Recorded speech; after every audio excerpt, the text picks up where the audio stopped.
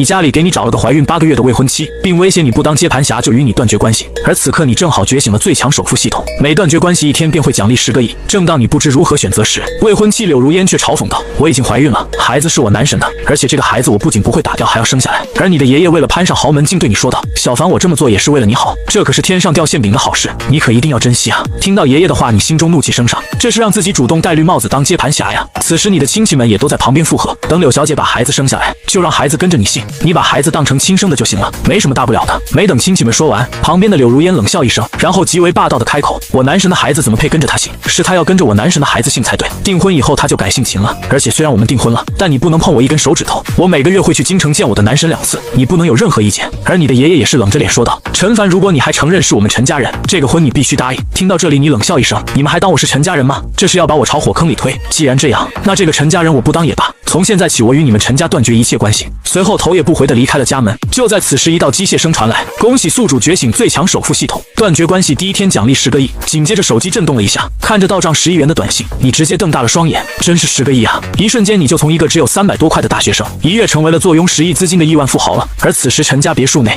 众人纷纷嘲讽：“用不了3天，他身上所有的钱花完就会哭着回来，我估计连2天都坚持不了，到时候身无分文，他绝对会跪着回来求爷爷原谅的。没了我们陈家，他过得会比普通人还惨还穷。”就在陈家众人阴阳怪气的议论时，你的脑海里又响起了一道提示音：“丁任务发布，3个小时内买到一辆属于自己的豪车，奖励江州顶级别墅1套。”闻言，你便直奔 4S 店而去。当进入兰博基尼 4S 店之后，立马就有美女销售围了过来。那一辆是你们店里最贵的车，我要买现车，毕竟系统给的任务时间只有3个小时，必须要尽快把车买下。美女销售听到你的话，当即说道：“现车我们这里的确有几辆，不过如果想买的话要加价。”你无所谓的开口：“钱不是问题，我缺的是时间。”见你这么说，美女销售顿时笑靥如花：“先生，这是我们店里最顶级的一辆兰博基尼 Aventador， 也就是人们口中称呼的兰博基尼大牛。这辆兰博基尼总价为1200万。”不等美女销售说完，你直接毫无人性的开口：“不用介绍了，就是它了。”之后双方签订合同，当场付了1200万买下这辆顶配的兰博基尼大牛。随后系统的声音传来：“丁，购买豪车任务完成，奖励御景山庄8号别墅1套，总价值约为8亿元。”听闻此话，你瞬间瞪大了双眼。御景山庄可是整个江州最奢华最顶级的别墅区，而8号别墅又是整个御景山庄面积最大、装修最为奢华的一套，堪称江州第1豪宅。就连马如云和刘东强都没能拿下这套别墅。想到这里，你不禁感慨：和陈家断绝关系做得太对了。几个小时的功夫，自己不仅有了顶级的豪车豪宅，还有10亿的现金。随后在 4S 店无数人羡慕的目光中，你开上车直奔江州大学而去，想把这件事告诉你的女友宋曼雨。然而2人刚见面，宋曼雨却直接开口道：“陈凡，我们分手吧。”听闻此话，你感到无比诧异。去年是他主动追求的你，之前一直都很温柔体贴，现在竟然像变了一个人一样。陈凡，我就想问问你，能不能去和你爷爷低头，重新返回陈家？如果你愿意重新返回陈家，我们还是男女朋友；如果不打算重回陈家，那我们就立马分手。当他得知陈凡居然和陈家断绝了关系时，便做好了分手的打算。宋曼雨从小的梦想就是嫁入豪门，可惜以她这个普通的背景是接触不到豪门那种级别的。直到遇见了陈凡，她才开始疯狂的追求，最终成功。2人在一起的这1年里，她努力的扮演着一个温柔体贴女朋友的形象，伪装一个和自己完全不像的性格真的很累。现在陈凡却自愿断绝了和陈家的关系。此时宋曼雨彻底不装了，嘶吼着对你说道：“没了陈家，你陈凡什么都不是，你就是一个废物，将来也注定是一个一事无成的穷人。”听到此处，你也彻底明白了，当初你追我就是因为我是陈家之人吗？事已至此，宋曼雨也不再伪装。对，我当初真是瞎了眼，居然主动去追你，当初我真应该选钱令秋的，而不是选你这个废物。闻言，你冷笑一声反问道：“你真的觉得没了陈家我会一事无成吗？”今天原本是打算带着宋曼雨住进自己的御景山庄的顶级别墅的，幸好刚才没有先开口，不然的话还真发现不了宋曼雨的真实面孔。原来她和自己在一起只是想加入豪门，和自己这个人没有半点关系。没了陈家你什么都不是，你一定会后悔和陈家断绝关系。说完，宋曼雨转身愤怒的离开。就在此时，一道系统的提示音传来：“丁，断绝关系第2天，奖励江州市中心金融大厦所有权总价值13个亿。”随后一个陌生的电话打了过来：“请问是陈凡陈总吗？我是金融大厦的原主人孙俊发，您的钱我已经收到了，请问您什么时候有时间过来？我们把合同签了。”“哦，是孙总啊，今天下午我有时间。”下午1点，你和孙俊发简单寒暄了几句后便签订了合同。就在你打算参观一下自己这栋金融大厦时，一个高挑的身影走了进来，身材高挑，五官精致，容颜更是堪称完美，找不到任何一点瑕疵。此刻美女子身穿一身职业装，搭配着一条黑色丝袜，显得别有一番气质。见此，孙俊发起身介绍道：“夏总来了，我帮你们介绍一下，这位是夏氏集团的总裁夏若水，年纪轻轻就掌管着价值数百亿的夏氏集团。这位是金融大厦的新主人陈凡陈总，而整栋金融大厦全都租给了夏氏集团。今天约陈总在这里见面，为的就是给你们双方引荐一下，以后夏总的租金就交给陈总了。”和夏若水加上了联系方式，便开车回到了学校。另一边，陈家别墅内，堂哥陈浩宇不可思议地说道：“这是第2天了，陈凡那个混蛋居然没有回来求我们原谅，现在他的银行卡里估计还有300-400块呢，够生活了3-4天了，这才2天没回来很合理。”这个混账居然敢和我们断绝关系，没了我们陈家他就是一个废物，一个垃圾。到时候身无分文穷的只能上街讨饭的时候，就知道我们陈家的好了。到时候一定要狠狠羞辱他一下。此时陈老爷子却有些待不住了，因为他答应过柳如烟，只需要2个月就能让陈凡心甘情愿的去娶她，所以时间紧迫，必须要再添一把火。浩宇，你也在江州大学，明天你去找一下陈凡。陈浩宇愣了一下，然后恍然大悟，明白了爷爷，明天我一定会好好照顾一下陈凡的。第2天中午，你正在学校餐厅等人，就在这时一道声音传来：陈凡，我和你已经分手了，为了求得我得原谅，你居然站在餐厅门前堵着我，这是什么幼稚的行为，真是可笑。除非你重回陈家，或是自己成为身家几十亿的大富豪，不然就算天塌了，我们也不可能重新在一起的。宋曼雨的话顿时引起了周围的学生的注意，而此刻你却是无奈的摇头。他为什么如此自信呢？我纠正一下，我在这里是等别人，不是等你，更不是为了求你原谅，别骗自己了。除了等我，你还能等谁？还没等宋曼雨的话音落下，一道清脆的声音传来：陈学长，等的是我。下一秒，一个绝美的身影走了过来。当宋曼雨扭头看清楚那个走过来的女生时，瞬间呆愣在原地。现场其他人看到这个走来的女生后，也全都目瞪口呆。来者不是别人，正是他们江州大学赫赫有名的校花夏洛水。陈学长，让你久等了，真的很抱歉，我们一起去吃饭吧。看到这一幕，众人更加懵了。夏洛水怎么和一个看起来平平无奇的男生约在一起吃饭呢？这太不可思议了。而现场最为震惊的当属宋曼雨了。此刻她终于相信了陈凡刚才说的是真的，和夏洛水相比，自己根本不算什么。一股深深的妒忌自宋曼雨的内心深处涌了上来，自己一定要想办法让陈洛水看清楚陈凡这个废物的真实面目。吃完饭后，双方约定在校门口见面，你先去停车场开车。此时系统的声音传来：丁，断绝关系第3天，奖励腾飞集团12%的股份，成为腾飞集团第3大股东。闻言，你立刻眼前一亮，没想到这才第3天，自己就从豪门弃少一跃成为了100亿集团的第3大股东，这个奖励真的很及时，自己现在正缺产业。这时一道声音传来：由陈凡，没想到在这里碰到了。陈浩宇一脸玩味的看着我，兄弟们，这是我曾经的堂弟，现在的陈凡已经主动和我们陈家断绝关系了，他和我也没有半点关系。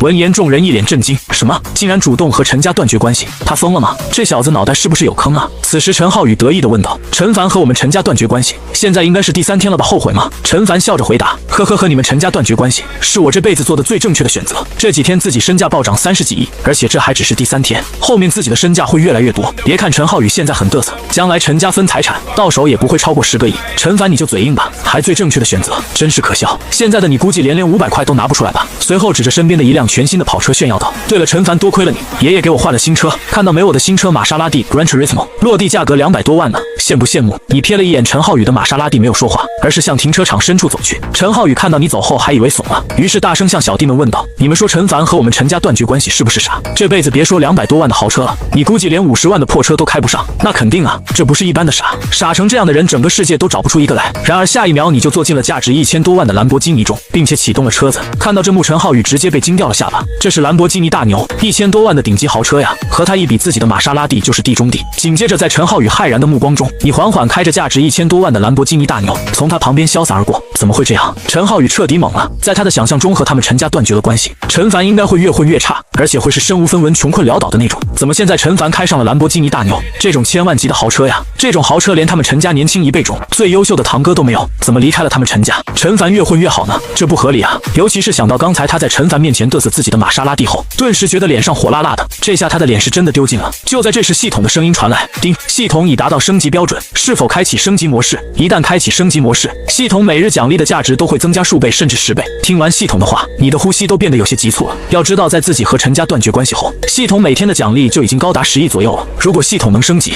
那每天的奖励岂不是会变成数十亿甚至更多？这也太恐怖了吧！马上给我开启升级模式！丁，系统升级模式开启，目前系统等级1级，需1500点经验值可升级到2级。此时你心里乐开了花，每天有100亿的恐怖奖励，把什么精灵柳家踩在脚下都是小意思。估计再过几个月就能登上世界首富的宝座，成为世界上最有钱的男人。另一边，陈浩宇也匆忙回到了家里，别墅里陈家的核心成员都在。看到陈浩宇回来了，陈老爷子随意问道：浩宇，事情办得如何了？陈凡那个小畜生离开我们陈家是不是过得很差？陈家众人纷纷附和：那是肯定啊，离开我们陈家，陈凡那小兔崽子绝对会一天比一天落魄。听到这里，陈浩宇脸色泛白，声音略微颤抖地说道：爷爷，我没有完成您的任务。陈老爷子眉头一皱，这点小事陈浩宇都办不好吗？爷爷，现在的陈凡不仅没有落魄，反而过得更好了。我亲眼看着他开着一辆价值1000多万的兰博基尼从我面前驶过。闻言，陈家众人瞬间瞪大了双眼。什么？浩宇，你不是开玩笑吧？陈凡开上1000多万的豪车了？陈浩宇点头，对，是我亲眼看到。刹那间，整个陈家陷入了死一般的寂静之中。事情的发展和他们想象中的完全不一样啊！按理说和他们陈家断绝关系后，陈凡肯定会越来越落魄，怎么现在还开上了上千万的豪车了？这不可能啊！陈家众人脸上满是不解与疑惑，而现现场属陈老爷子表情最为难看，他不愿意相信陈浩宇刚才说的，陈凡那个小畜生怎么可能过得会越来越好？这其中绝对有猫腻。在陈老爷子心中，陈凡就是他们陈家年轻一辈中最普通、最平庸的，将来注定不会有任何成，就是他们陈家最差的那个。因此，陈老爷子才会毫不犹豫地牺牲陈凡去和柳如烟联姻。可现在却告诉他，陈凡靠自己开上了千万级的豪车，这不是说明他的眼光差吗？绝不可能，他是不会看错陈凡的。他现在依旧坚信陈凡注定平庸，不会有任何成就。这时，陈浩宇突然开口：“对了，爷爷，我在回来的时候听说，陈凡和我们学校的校花夏落水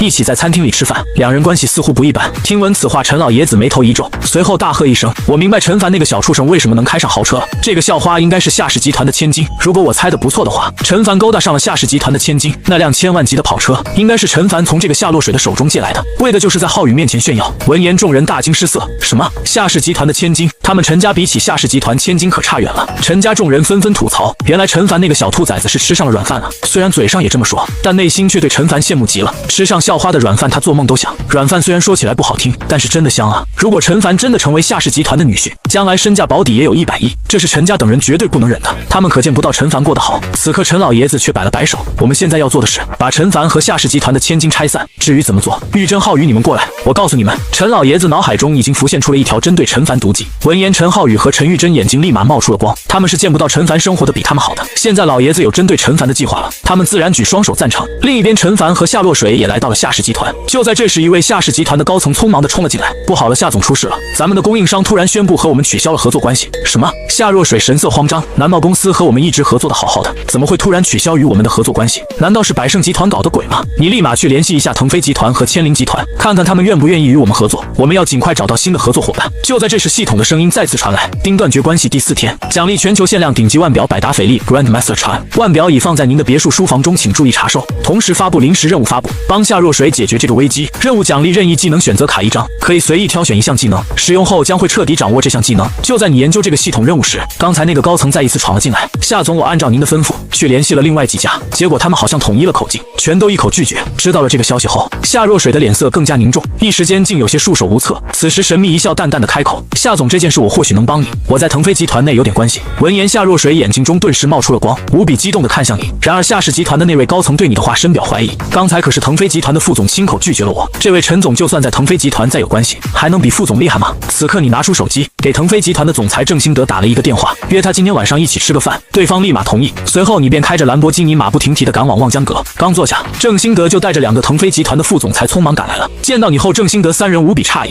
他们是万万没想到陈凡竟然如此年轻。上菜后聊了一会儿，你就直奔主题。当听闻你要与夏氏集团合作时，郑兴德虽然有点诧异，但却笑着点头：“没问题，与夏氏集团合作对我们来说也算是一件好事情。”就在郑兴德想同意时，他左边那个副总裁朱云杰立刻小声说道：“总裁千万不能答应啊！冯总特意吩咐我们不要与夏氏集团合作。”闻言，郑兴德眼睛一眯：“怎么这件事公司的第2大和第3大股东都参与了？”此时心中有了一股不太妙的感觉，这位副总裁有什么事情不能当面说吗？不好意思，陈总，集团不能答应你。朱云杰直接挑明，他是那位冯总的心腹，并不怕陈凡这个第3大股东。哎，郑兴德轻叹一声，毕竟陈凡只是第3大股东，没办法，他只能选择得罪陈总了。见此，朱云杰脸上闪过一丝得意的笑容，只是还没等郑兴德开口，一道惊呼突然传来：“陈总，您也在啊！”下一秒，只见一个微胖中年人快速走了过来，然后一脸谄媚的和陈凡握手打招呼。当郑兴德3人看清中年人的长相后，一个个全都变了脸色。赵林勇，他怎么来了？然而赵林勇完全没有搭理他们3人，而是继续略显谄媚的和陈凡聊天。哪怕赵林勇如此无礼，郑兴德3人却不敢有半句怨言，毕竟赵林勇可是江州大佬孙永泰的小舅子。郑兴德3人看着对陈凡不停讨好的赵林勇，一时间有些恍惚，他们没有看错吧？在他们江州一向以飞扬跋扈著称的赵林勇，此刻在陈凡面前乖巧的如同一只小绵羊，而且还一副讨好陈凡的样子，简直难以置信啊！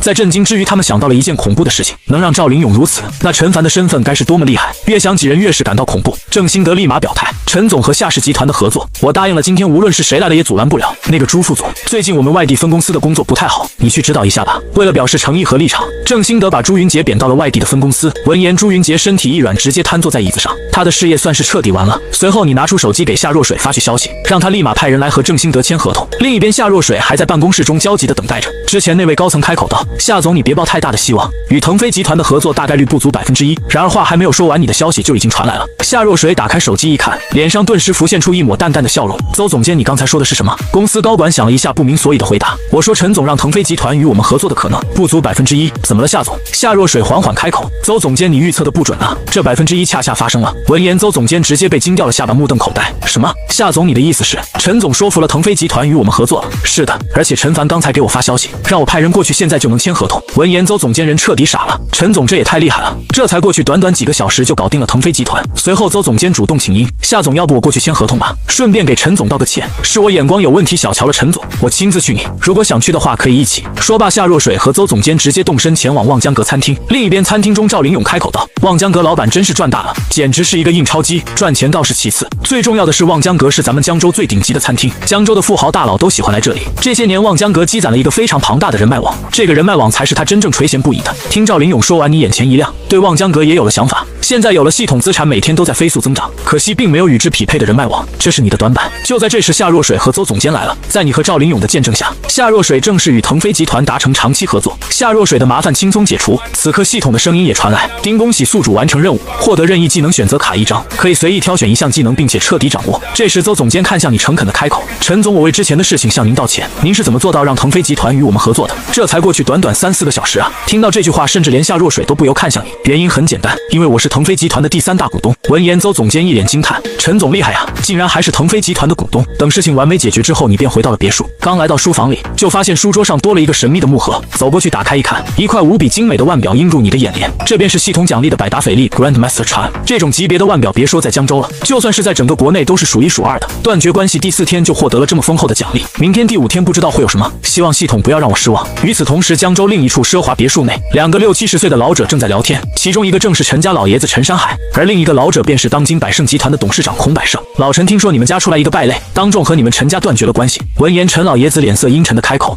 那个小书生会后悔的，你不方便出面的话，用不用我来帮你教训一下这个混账孙子？不用，这点事情我都解决不了的话，我还当什么陈家家主？明天陈凡和那个校花的关系就会破裂，到时候那个小畜生就会雪上加霜。想起之前自己的计划以及对陈浩宇的吩咐，陈老爷子十分有信心，而孔百胜则是嫌弃的开口：当豪门嫡系不好吗？竟然要和你断绝关系，真不知道你那个孙子脑袋是不是进水了，还是被驴踢了？如果他有这样的孙子，一定把对方打断腿。然而他刚说完，手机却突然响了起来：董事长，您针对夏氏集团的计划被破解了，夏氏集团找到了新的供应商。什么？这怎么可能？你之前没有和其他公司打招呼吗？孔百胜一副见了鬼的模样，再也没有刚才的从容了。总经理无奈道：打过了招呼，不过那个腾飞集团竟然不听我们的话。闻言，孔百胜愤怒的开口：竟敢不听我们的话，该教训一下这个腾飞集团了，让他知道违背我们百胜集团意愿的下场。之后，孔百胜要去安排后续，陈老爷子便离开了。时间飞快，第2天中午刚下课，系统的声音就传来了：丁，断绝关系第4天，奖励江州最顶级高档餐厅望江阁100%所有权，成为望江阁的新主人。望江阁总价值约为11亿左右。看到这次的系统奖励后，你立马愣住了，瞬间一股巨大的喜悦感涌上陈凡的心头。太好了，拥有了望江阁，自己的身价又能增加10来亿，现在已经突破46亿了，只差最后几亿，自己的身价就可以破50亿大关了。今天的系统奖励真是太好了。你笑着走出教学楼，结果在楼下意外遇见了夏若水。陈凡，刚才有人通知我说你有事情找我，让我来这栋教学楼等你。闻言，你愣了一下。就在这时，陈浩宇带着人走了过来：夏校花，你被陈凡骗了，他是一个渣男，欺骗了你的感情。闻言，夏若水懵了，然后转头看向你，意思说眼前这个家伙是哪里来的神经病啊？你小声对夏若水说道：让他表演就当看小丑呗。这时陈浩宇恶狠狠地说道：陈凡，你为了自己的利益，不惜把我们陈家逼到危险地步，不顾及半点亲情，你就是个无情无义的小人。这菊花事是真的，如果陈凡不和柳如烟联姻，陈家是第一个倒霉的。金陵柳家的怒火可不是他们一个小小的江州豪门能承受得起的。夏小姐，你说陈凡不是无情无义？闻言，你当即反对道：什么叫为了我的利益？明明是为了你们的利益要牺牲我的人生，为了所谓的家族利益，就让我去娶一个怀孕了的女人。既然你这么无私，你为什么不去娶啊？你这么伟大，你娶了，陈家的危机不就解决了吗？刹那间，陈浩宇语塞了，他又不傻，怎么会去娶柳如烟那样的人呢？听你这么一说，夏洛水也瞬间明白了，这就是你说的无情无义吗？如果我是陈凡，别说和你们陈家断绝关系了，我估计会放把火直接把陈家给烧了。陈浩宇直接愣住了，这夏洛水的反应怎么这么激动？这和他预料中的不太一样啊！陈凡，你和陈家断绝关系的选择实在是太正确了。说罢，夏洛水拉上你就离开这里。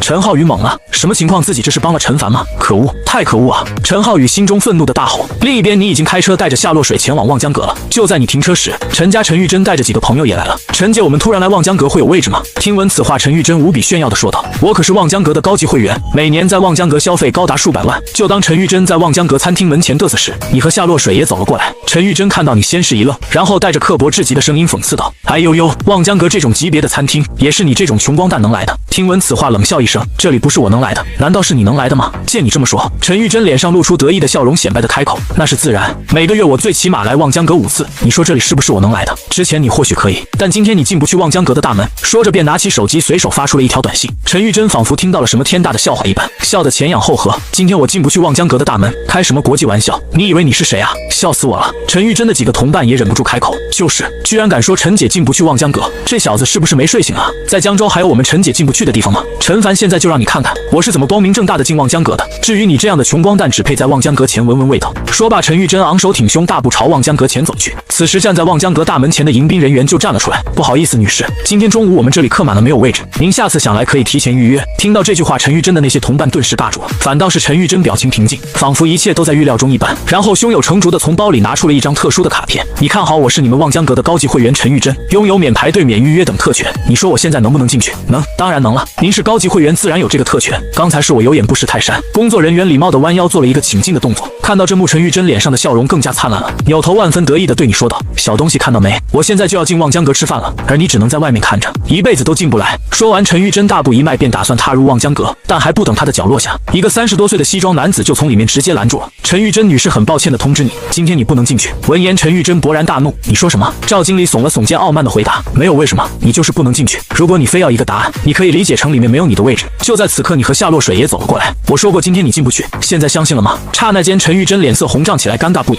看到你之后，傲慢的赵经理立马露出了谄媚的笑容：“陈总，请进，快请进。”陈玉珍，我们要进去了，而你只能在外面看着。你把刚才陈玉珍的话原封不动地还给了他。陈玉珍瞬间气炸了，下一秒，在陈玉珍气急败坏的神情下，你和夏洛水悠然踏进望江阁去吃饭了。陈玉珍等人依旧被拦在了外面。你特喵的不是说里面没有位置了？怎么他能进去，他就有位置了？为什么我没有？赵经理被陈玉珍的话给逗笑了。你是什么身份也配合陈总比？我是谁？我是陈玉珍，是你们望江阁的高级会员。被陈玉珍这么一提醒，赵经理想起来了。紧接着，赵经理就把陈玉珍的贵宾卡给拿了过来，然后从口袋中拿出了一把特意准备好的剪刀，当着陈玉珍以及现场所有人的面，干脆利落的直接把陈玉珍的贵宾卡给剪成了2半。紧接着大声宣布，从现在起，你陈玉珍不再是我们望江阁的高级会员，而且你被列入我们望江阁的黑名单，永远不能进望江阁吃饭。赵经理的话仿佛惊雷一般落在陈玉珍的耳中，他整个人僵在了那里。几个从望江阁出来的客人听到此话，纷纷议论道：“被望江阁拉黑，在江州的上流社会绝对会成为巨大的笑柄，我们可要离他远远的。”陈玉珍愤怒到了极点，今天他的脸是真的丢尽了。冷静一会儿之后，陈玉珍突然明白是为什么了。刚刚他把所有的注意力全都放到了陈凡身上，把他身边那个漂亮女生给忽略了。夏洛水应该是望江阁更厉害的钻石会员。陈玉珍咬牙切齿地说道：“该死的夏洛水，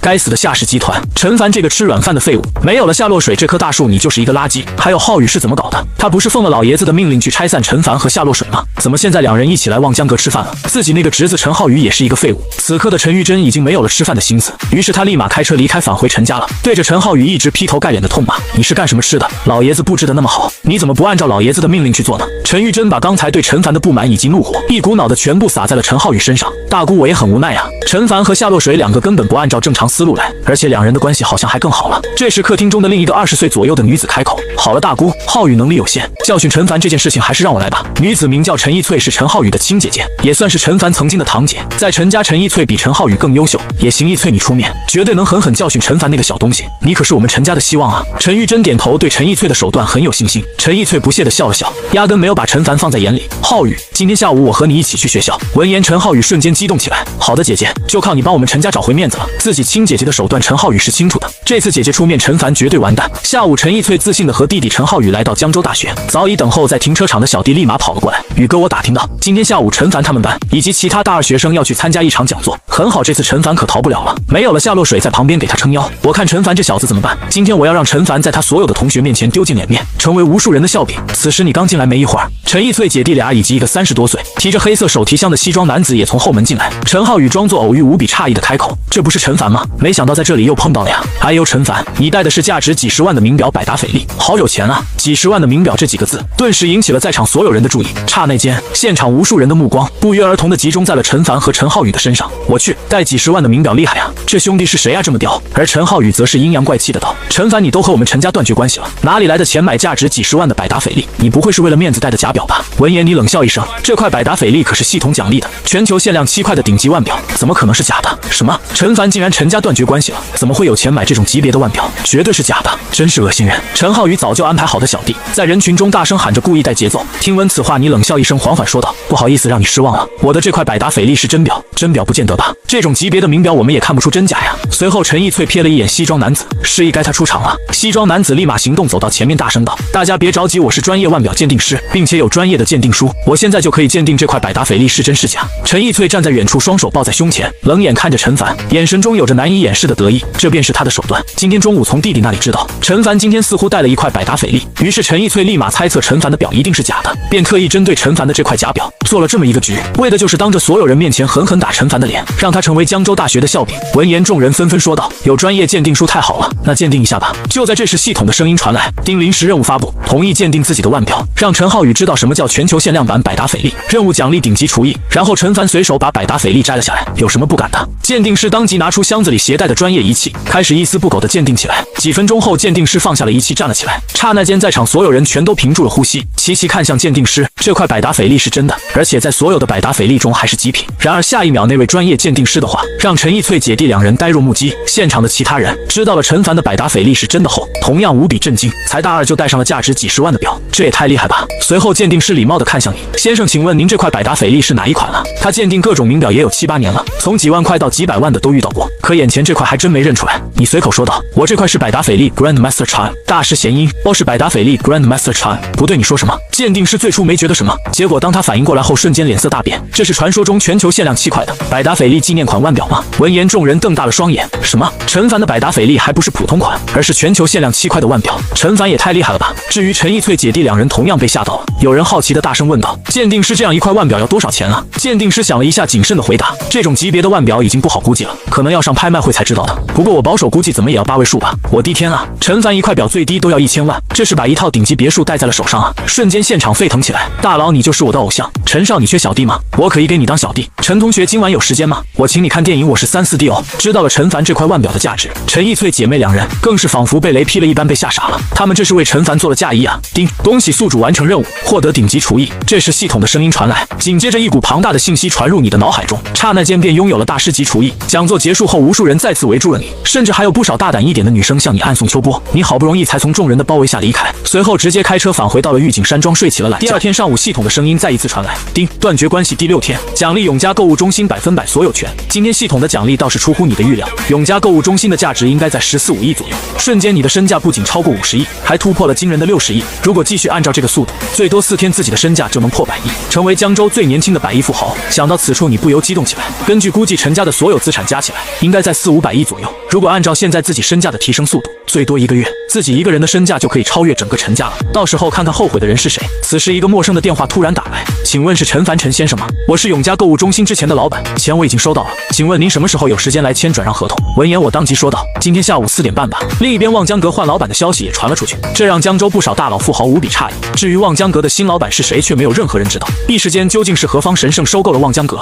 成为江州无数大佬关注的重点。下午2点，一个穿着黑色西服、戴着墨镜的男子走进了望江阁。我要见你们老板。闻言，赵经理诧异地问道：我们老板不在，请问有什么事情吗？我是望江阁的经理。随后，在赵经理诧异的目光中，墨镜男子拿出了一份请柬，无比正式地递给了他。赵经理接过请柬，打开一看，一下子仿佛连心跳都停住了。此刻他一脸不可置信地看着邀请函上的那个名字。我的天，这份邀请函居然是那位大佬送来的，太难以置信了，请把它交给你们老板。说完后，墨镜男子便转身离开。就在赵经理便准备给你打电话时，一个服务员就匆匆忙忙地跑了过来。不好了，赵经理，7号包间的客人说我们今天的菜不好吃，问我们是不是故意针对他们的，一副要动手砸东西的架势。赵经理，我觉得这2个人不像是来吃饭的，而是像是故意来搞事情的。闻言，赵经理眉头一皱，走去看看。此刻包间中坐着2个身材瘦削的中年男人，在旁边还站着4、5个虎背熊腰的保镖。一进来，赵经理就陪笑着问道：请问2位老板出什么事情了？你们的菜不如上次别人请我们吃的时候味道好，你们是不是觉得我们好欺负，故意把菜做的真难吃的，把你们老板喊来给我们一个交代，不然的话我们就砸店了。2人的话把赵经理弄得一头雾水，他们的饭菜从来没出过问题，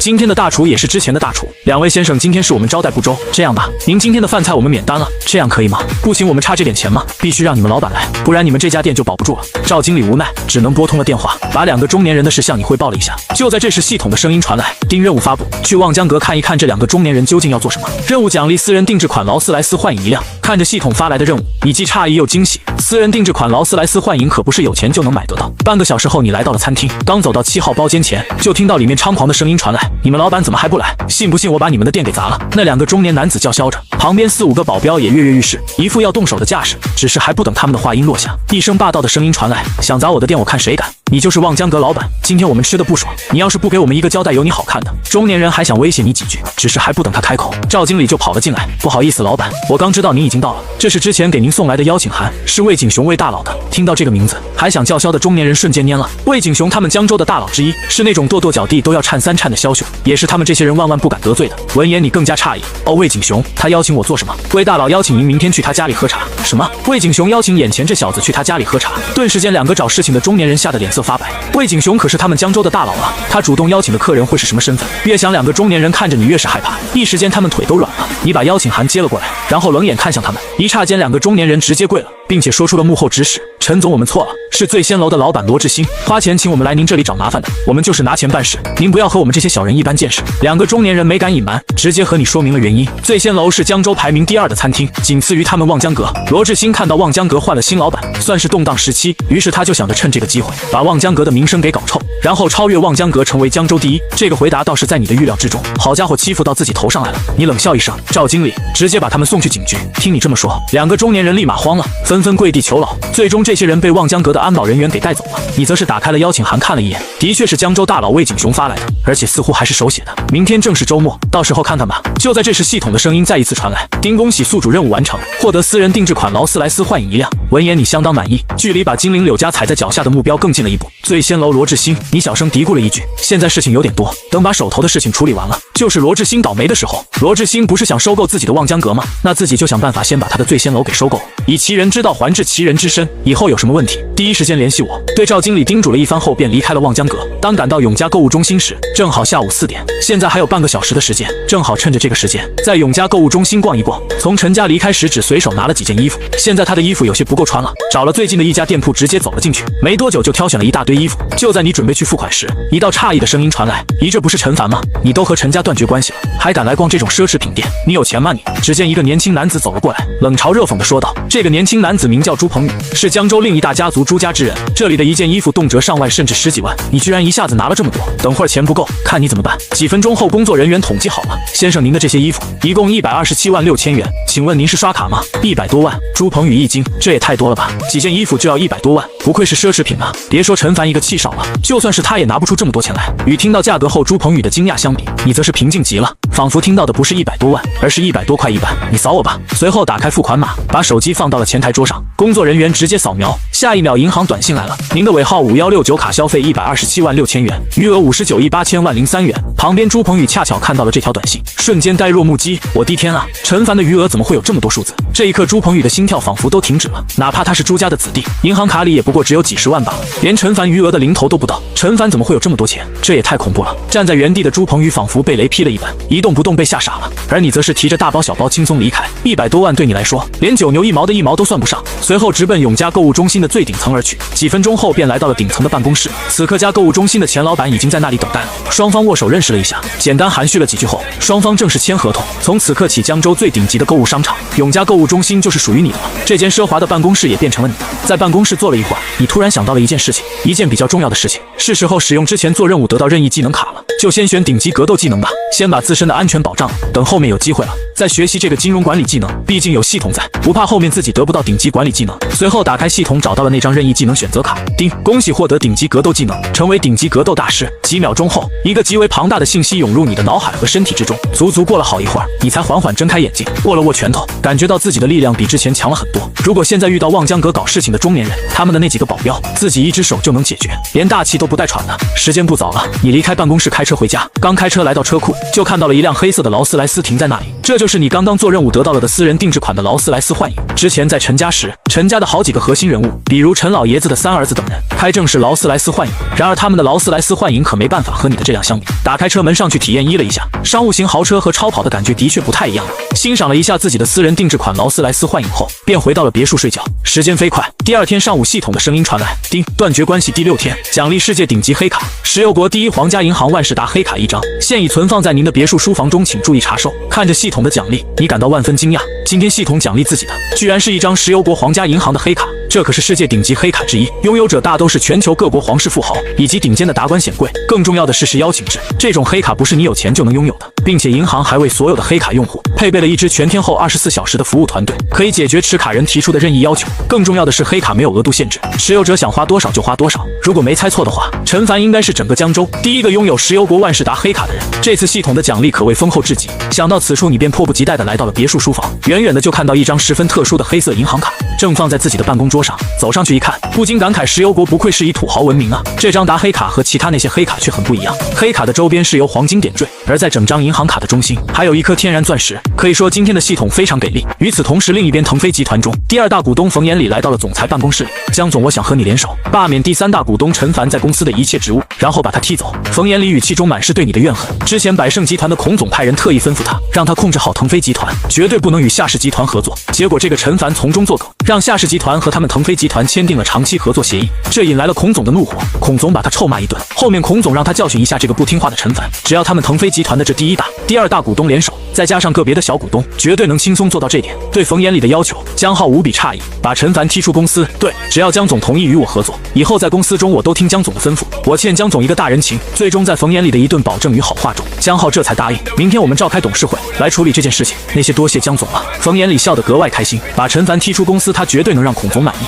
甚至是得到孔总的赏识。冯延礼心满意足地离开办公室中，江浩脸上却浮现出一丝冷笑。其实相比把陈凡踢出公司，他更想要做的是把冯延礼给踢出公司。刚才答应冯延礼只是嘴上答应，他心中其实有了另一个想法。既然冯延礼想针对陈凡，那自己可不可以反过来和陈凡联合起来，把冯延礼踢出公司呢？具体要怎么选，他决定还是见一见陈凡再说。于是给自己的心腹郑兴德打去电话，让对方约陈凡今晚一起吃个饭，说有重要的事情和陈凡商量。十几分钟后，接到郑兴德的电话，说今晚请你吃饭。闻言你有些诧异，果然产业越多就越忙。今天下午江州大佬魏景雄请他喝茶，现在晚上腾飞集团第一大股东又要请自己吃饭。就在这时，系统的声音传来，丁，临时任务发布，答应魏景雄的邀请，前往他的庄园喝茶，任务奖励腾飞集团8%的股份。看着系统的任务，你眼前一亮，这下自己没有理由拒绝魏景雄的邀请了。如果完成任务加上之前的，你手中足足有腾飞集团的20%的股份，而且拿到这8%的股份，身价也能正式突破到70亿。另一边，江州的一座咖啡厅，陈奕翠因为之前针对你的计划失败而心情低落，见此男闺蜜在旁边劝导，奕翠你也别忧愁了，今天下午我要去拜访一位咱们江州的大佬，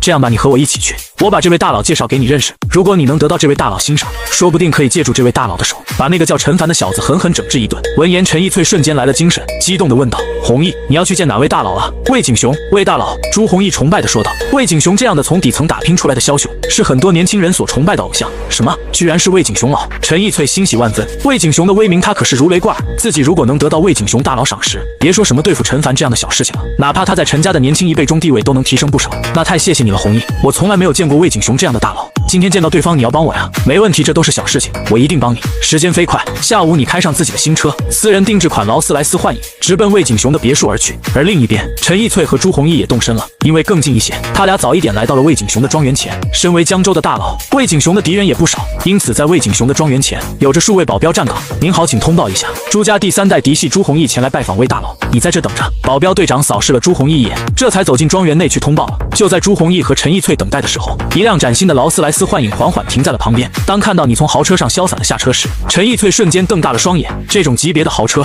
在他们陈家只有个别叔伯才能拥有，没想到和他们陈家断绝了关系。陈凡不仅没有落魄，反而一飞冲天，带上了上千万的百达翡丽，开上了上千万的劳斯莱斯。见此，陈奕翠再也忍不住大声讽刺道，陈凡，这里也是你能来的地方吗？魏大佬可不是你这种陈家的气少可以见到的，我们一会儿就能见到魏大佬了，而你陈凡只能在大门前可怜巴巴的站着，永远不可能进得去。就在陈奕翠嘚瑟时，刚刚进去通报的保镖队长走了回来，我们老板说他今天有重要事情，不见任何客人。保镖队长的话对让陈奕翠和朱弘毅两人傻眼，朱弘毅愣在那里，而陈奕翠更是脸色红胀，尴尬到了极点。他刚在陈凡面前炫耀完，结果就被打脸。我们见不到魏大佬，陈凡同样也见不了。这时你走上前，同样来到了那个保镖队长前面，缓缓开口，我要见魏景雄，然后就从口袋中拿出了一份请柬递给了他。保镖队长接过请柬一看，脸色瞬间大变，保镖队长对你的态度立刻变得无比恭敬，原来是您啊，请进。下一秒，在陈奕翠和朱弘毅惊愕万分的目光中，保镖队长毕恭毕毕竟的将你请了进去，怎么会这样啊？陈逸翠脸色泛白，实在是想不明白。庄园内，当魏景雄看到你如此年轻时，也是狠狠吃了一惊。相互介绍完之后，魏景雄主动伸出右手，你也伸了出来和魏景雄握手。只是两人双手接触的瞬间，魏景雄就猛地用力，似乎想给刚认识的你一个下马威。身为江州的大佬，魏景雄也打上了望江阁的主意。如果能把望江阁这个江州第一餐厅拿下，对他产业的发展有着不小的帮助。今天他请你来，就是想试一试你的底。如果真的没什么实力，他可就打算下手了。面对突然用力的魏景雄，你表情平淡，但同样也加大了力度。瞬间，魏景雄就感觉到不对了，但不甘心就这么输给你。随后手掌再次用力，最后都有些咬牙，身体都略微颤抖了。你还是风轻云淡的站在那里，似乎没有受到半点影响。陈总力量惊人，魏某服。最终魏景雄实在受不了，主动认输。第一局陈凡赢。两人刚坐下后，魏景雄就打算开始正式试探你。刚才只是一个开胃小菜，不算什么。陈先生觉得魏某德这个庄园如何？你点点头说道：不错呀。魏景雄的这个庄园的确不错，有机会你也想搞一个大庄。陈先生过奖了，我的这个庄园其实很一般，面积也不够大，我打算把周围2公里的地方全都买下，用来扩建庄园，也不多，估计要花个10几亿吧。小钱不过是我们集团几个月的利润罢了。魏景雄财大气粗地说道，而你却没有说话，只是在心中吐槽了一下。10几亿的确算小钱，不过是他一天的收获罢了。见你似乎没有被他的财力震撼到，魏景雄换了一种方式对着助理问道：我申请的万事达黑卡怎么样了？老板已经送去审核快半个月了，想来应该差不多了。以老板您的身价，申请通过不会有什么问题，还可以。魏景雄满意的点头，然后看向你：陈先生，你申请过万事达黑卡吗？